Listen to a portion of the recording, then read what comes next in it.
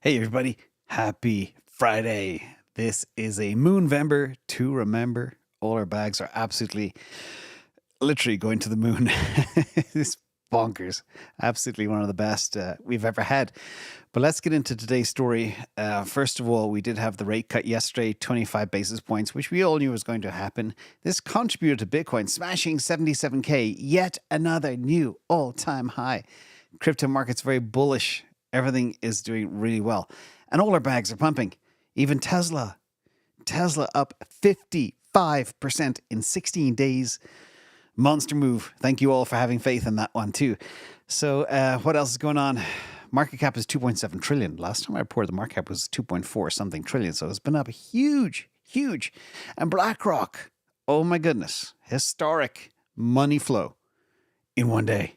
We'll get to that too. So let's get in. Thank you as well, TNT Tesla and Sean Donnelly, if you're here. And long-term holder, Mr. Mike, you should be putting that to your Guinness fund. But I appreciate you, buddy. Not financial advice. Thank you, Kate, as well. Let's get into Patreon. Make this all possible every single day. This is from Rusty Woods. I joined the IA Patreon over 3 years ago, and it's the best investment channel around. Woohoo! Well done. And it's even better today. Just check out your bags.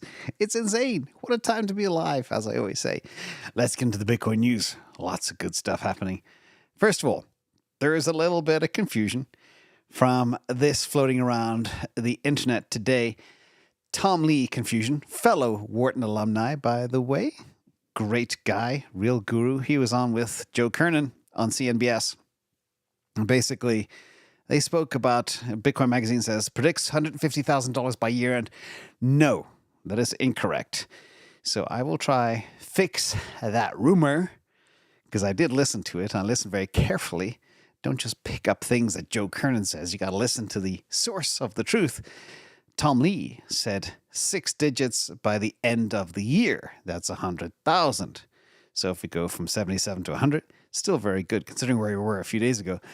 But he also, more interestingly, he spoke about Bitcoin becoming potentially a treasury reserve asset, which can help the U.S.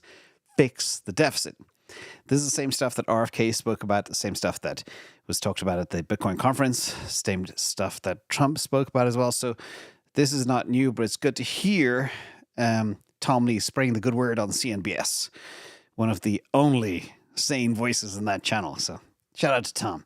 Also, BlackRock, Bitcoin ETF flow beats, this is kind of crazy, the ETF flow yesterday and year to date beat 3,000 other US ETFs in a single day. And it's now the top 3 ETF. This means that BlackRock's IBIT has achieved one of the highest, if not the highest, year-to-date fund inflows amongst US ETFs in 2024. And third largest by overall inflows. And that's going up against things like the QQQ and the SPX. It's a monster. It's a monster, but it's also a scarce asset. The crunch is coming. Never been more sure of that before in my life. Let's get into some more news. Liquidity is also incoming too. I mean, I try to be very balanced. I struggled to find bad news today. I couldn't. So apologies for those bears out there. I couldn't find anything negative. But here, breaking news, China announces $1.4 trillion program to refinance local government debt. Massive liquidity injection. The next 5 to 6 months are going to be huge for Bitcoin and crypto. And also, the US is still printing.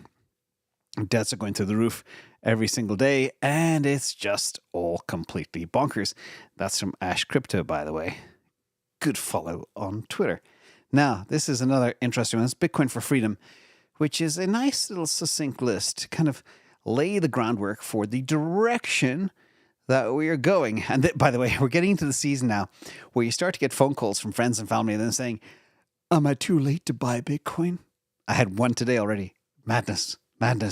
But this one is Bitcoin for Freedom, how it will play out. First of all, Bitcoin supply shock, which we just spoke of. Second, retail and Wall Street gets FOMO. I'll talk more about some more FOMO coming in later. Bitcoin flips gold. Well, it already has from another asset. We'll get to that in a second too. So much to get to today. Countries start to print. Bitcoin flips bonds. Bitcoin flips equities. Bitcoin flips real estate. Bitcoin becomes global currency. I don't know about 9 and 10. Bitcoin hits 20 million. You know, you've got Fidelity came out and said Bitcoin could hit 1.3 billion in the year 2040, and others pointing out to 13 million, like Michael Saylor in, was that 2050 or 2045? I don't remember the exact year, but anyway, the future is very bright. And BlackRock is sneaking in the back door as quickly as they can. We'll talk about that. But there is a little bit of sad news too. Germany dumped their Bitcoin, cost billions, over $1 billion at least. They sold their 50,000 Bitcoin at 54K. Now it's 77,000. For the kids at home that are participating, I'll check your homework. Get out your pen and paper. Calculate 50,000 multiplied by 27,000. Drop the number below. And that's how much they lost by selling Bitcoin. You do not sell Hardness. And Ausgezeichnet Frau Cotar, she is the German parliament member that urged Germany not to sell their Bitcoin. But of course, they didn't listen to her. Wise lady. But what she did say, she said, is if the US buys Bitcoin as a strategic reserve, then I think all the European countries will get FOMO. Not just the European countries, countries all over the planet. International, global, instantaneous FOMO into a very scarce asset. This is exactly what Larry Fink sees at BlackRock, and that's why he's getting in early, getting in hard. People sometimes hate when I say that. People love when I say that. That's what I say, and that's the most important thing in investing as well. That's why I keep hammering it home. Now, don't swap Hardness for fiat. German government sells Bitcoin at $50,000, tanked the price, and now it's already up 33% since they did that. So let your winners run. Don't go from hard to soft, ever. Okay, really bad. Now, another kind of news, a little bit of politics. This is the so-called crypto caucus.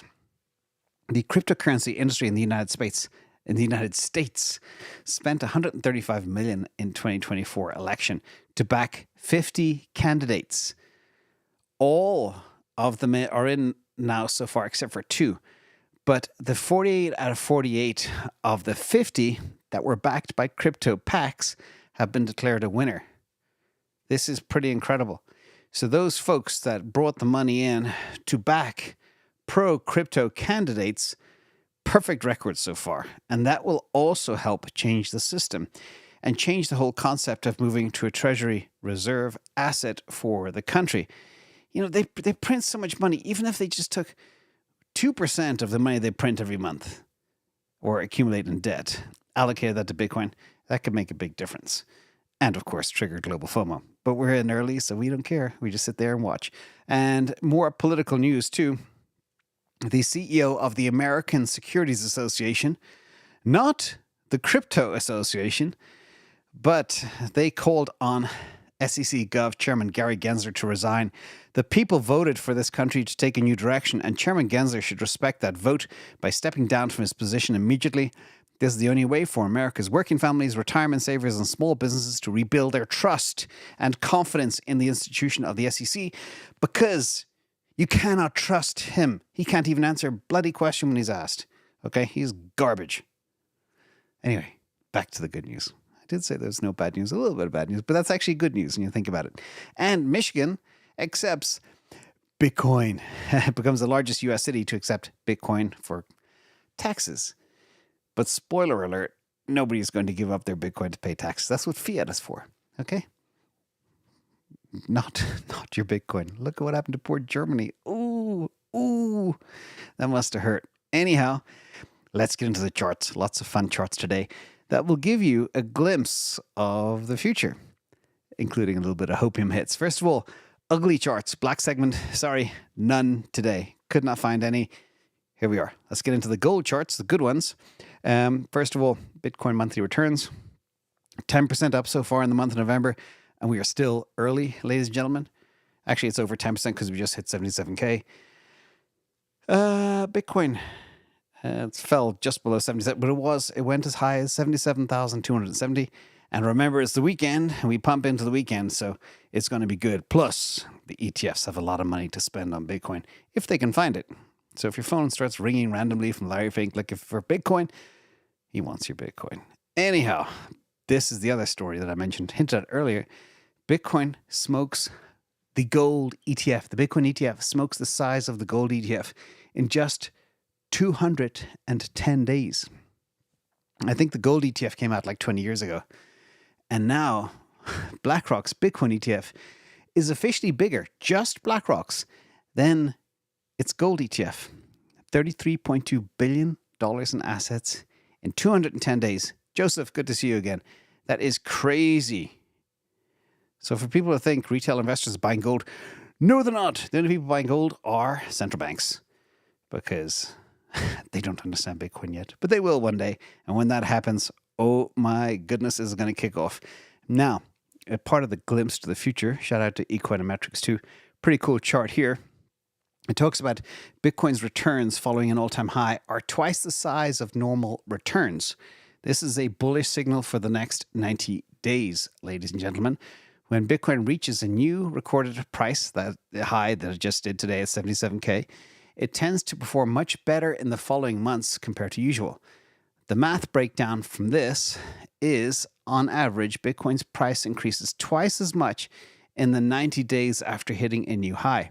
And the typical median price increase is even higher. It's 4 times in the 90 days following the new high. And if history repeats this pattern after its recent record of multiple all-time highs, we could easily see $100,000 by the end of year or early 2025. And this is also perfectly confluent with what Tom Lee said, 6 digits by the end of the year, which is 100,000, 101,000, 150,000, but 6 digits, 100,000. So I think we got close, possible. Also, from AO, he believes we are on target for 230,000 Bitcoin. This is kind of interesting because my target is about 120. But with all the stuff that's happening right now and the supply crunch and the ETF money flows, which are mind-blowing, which we'll get to in a minute, this type of stuff now sounds kind of possible. And then taking a very old methodology, this is from Bitcoin Magazine Pro, and stock to flow does work. I've been looking at it for like nearly 25 years for things like real estate and diamonds and other types of precious things. Bitcoin's precious, by the way. But the Bitcoin stock to flow model is forecasting a $420,000 Bitcoin as early as April 2025. I think that is complete hopium. But you know what? Stock to flow works for other assets. I know Bitcoin's different. The problem is the world has never seen such a scarce asset. So we don't even know how it's all going to play out. This is going to be super interesting. Zeno, thank you for coming as well. Now, a reminder as well, not to mention we are in the no pain zone. This is Bitcoin Realized Cap UTXO age bands. And you can see we're kind of at the bottom of the wave, which means we're in no danger right now of being at a top. A lot of people are still saying, oh, 77, it's time to go back to 50,000. A lot of bears out there still. A lot of people in disbelief. No, this is the no pain zone, everybody. So we're going to be just fine for quite some time. And when you see the money flows I'll show you in a second, you'll know exactly why. Also, BlackRock, they're quietly doubling down on Bitcoin. They know the key. Hey, Johnny and Angle Blackson, thank you for coming. They know the key is to sneak in. When you are mining Bitcoin as a sovereign state or you're stacking it, you don't want anybody to know. So you quietly double down. And this is Forbes saying a leak reveals BlackRock is quietly doubling down on Bitcoin as the price suddenly rockets towards 100,000. That's the 3rd or 4th time today that people are talking about $100,000 Bitcoin. Soon, ladies and gentlemen, or maybe end of January or something, it's going to be good. It's going to be real good. Also, from Hey Apollo, we just had yesterday the largest Bitcoin flow ever. BlackRock alone bought 14,600 Bitcoin in a day. Of course, they can't just get all that in one day. They might be buying over the weekend or going to the OTC desk to see how many they have left. But at this rate, at this clip, it cannot be sustained for very much longer. And to give you a perspective of the actual ETF flows, this is from Eric Balchunas. Bitcoin ETFs took in a record-smashing $1.4 billion yesterday. They call that the Trump effect. IBIT, $1.1 billion. That is over 6.7 billion in the past month and 25.5 billion year to date, which includes netting off the massive dumpage from Grayscale. Crazy. And they feasted on about 18,000 Bitcoin in one day. We'll get to those exact numbers because I've calculated them for you all. Let's look at where we are. 18,000 Bitcoin in 5 days now. A lot of people, this is kind of funny, the TradFi normies ahead of the election, thank you, Sparky, they ditched a bunch of Bitcoin because they went risk off. So you can see on Friday, 1st November, 55K sold, over $500 million on the Monday, 4th, the eve. And then the day of the election, or the day of the election, they sold more. And then they said, everything's fine. There's no risk of you-know-what happening. And let's just buy a truckload of Bitcoin to the tune of $2.2 billion or 18,000 net. That's 28,000 over the last 2 days alone. 28,000 Bitcoin in a day. Even just taking the, whatever that is, I calculate in a second. But the most important thing is my little Halloween face mask. I decided to rebuild again because people thought it was cute. And the smiley curve there is the money flow. We're in the third biggest phase of accumulation, big time. And we had, not only that, we had by far the biggest day ever in the history of these things. DBF 430, thank you so much. That's a good one. And Blackrock are peeling away. That's Blackrock, the line in the red. A huge chunk of it driven here. By far the biggest day. That biggest day we had before that was $1 billion. We had nearly 1.4 billion in one day. It is absolutely bonkers.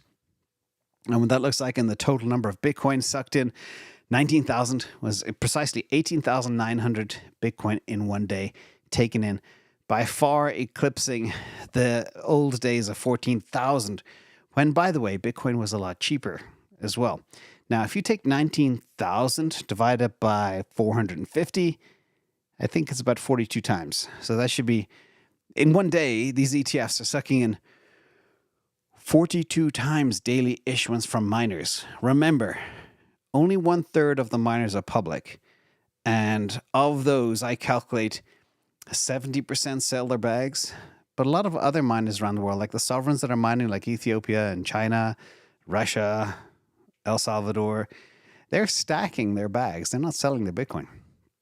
So basically, if you imagine 450 daily issuance, maybe only 200 hit the market, maybe 250, not 450. So this supply crunch is incoming, and that's kind of exciting. Donald, thank you for coming. Don't forget, this is the end of the story now. Again, all roads are pointing to number go up. This is the Bitcoin Only playlist. We'll be here after the video. Thank you all for coming. A lot of excitement. But before I wrap, let's check in on the price.